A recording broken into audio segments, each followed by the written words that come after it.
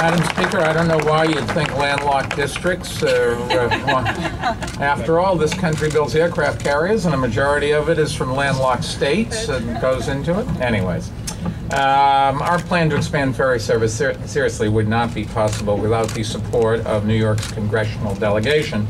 Congressman Jerry Nadler, working together with Congresswoman Carolyn Maloney, was able to secure $4.4 million in federal funds to help build 3 new piers along the East River. And as the most senior New Yorker on the Transportation Committee, Congressman Nadler is key to our transportation and infrastructure efforts. Next year, Congress will be writing a new transportation bill, and I look forward to working with Jerry and the entire delegation to get the best deal for New York. Councilman Nadler, unless we get our fair share, which is about 100%, of all of federal monies for transportation, we'll still work you over, but at least the newspapers will. Anyways, I'll be happy if we'll settle for 98%. Congressman Nadler, a good friend of the city.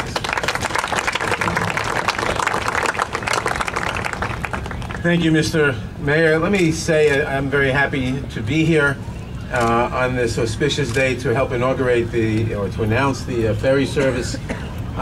This has been a long time in coming. As the mayor said, and let me congratulate the mayor and Commissioner Sadikan and Speaker Quinn and everyone else who had a hand in this.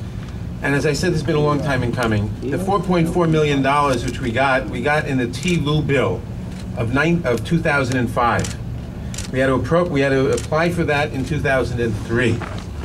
So the application for those funds was made in 2003, and they were appropriated in the transportation bill in 2005. Let me read you one thing from the application that my office submitted for this funding. It's a standard questionnaire that the Transportation Committee puts out for all funding. Question number 14, does the project have regional or national significance? Describe. Yes, the project has national significance because it will create the largest waterborne transportation system in the country. New York City has by far the largest number of people using waterborne transportation daily in the United States, and we must increase it. So the significance of this is clear. I am glad that, and let me say, this is an example of what you can do by the intelligent use of those great, terrible things called earmarks. This money is earmarked money, which is to say Congress earmarked it for this use for ferries in New York City. And we are very glad that Congress did. And this earmarked money will be very well used by the City of New York, by this administration, by the next administration. And we look forward in the next bill. We do a transportation bill every 6 years. The next one, as the mayor said, is due next year. We look forward not only to the best possible bill for the United States, but for the most and best earmarks for New York State. Thank you.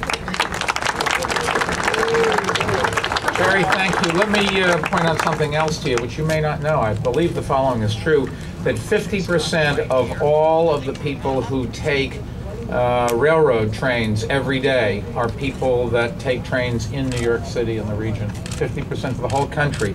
So when they're divvying up transportation money, you can remind them of that. Congresswoman